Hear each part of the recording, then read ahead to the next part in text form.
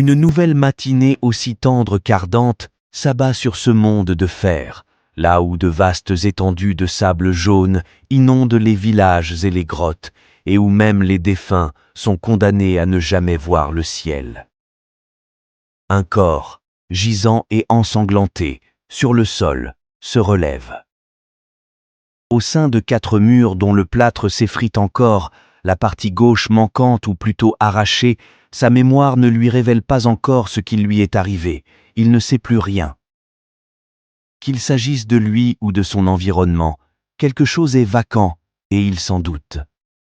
Il se relève et se met en route, de son bras unique, il tend vers un nouvel horizon, abandonnant son serment militaire, le fer grisâtre et la terre souillée pour une promesse de liberté, la mer bleue et le cuivre pur. La route est longue mais dégagée, au prix de son membre disparu, il a trouvé la rédemption, et espère trouver la force et les moyens de quitter ce continent, grâce à cette dernière. Le voilà de nouveau l'esprit reposé, libéré de sa condition, cet ancien adhérent et milicien de la tour a, en évitant de peu la mort, réalisé à quel point la vie pouvait être précieuse et chaleureuse.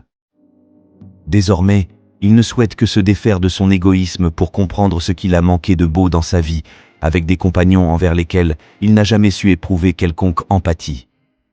Après tout, découvrir de manière si subite et si violente que la vie était aussi précieuse le troublait quant à celle d'autrui qu'il supprimait par dizaines sans une once de remords.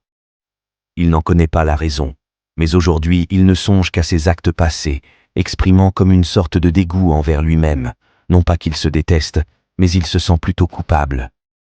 Coupable d'avoir survécu à une telle blessure, tandis que beaucoup d'innocents, qui ne demandèrent qu'à vivre en paix, moururent de sa main. Alors qu'à ce jour, il prenait enfin conscience de la peur qu'un homme pouvait ressentir dans ses derniers instants. Pourquoi la vie d'autrui vaudrait moins que la sienne? Pourquoi ne vaudrait-elle pas le coup d'être vécue? Et surtout pourquoi les avoir empêchés de prospérer pour son propre confort, qu'il n'était même pas capable d'apprécier à sa juste valeur? Au sein de son cœur, un germe naquit dès lors qu'il recommença à battre. Le germe de l'espoir, insufflé par les seuls ayant su le défaire. Il sentit alors, au plus profond de ses entrailles, une rage bouillir jusque dans ses veines. Il ne désirait plus que combattre encore et encore, mais cette fois, pour tuer les responsables de la corruption de ce monde et de son âme.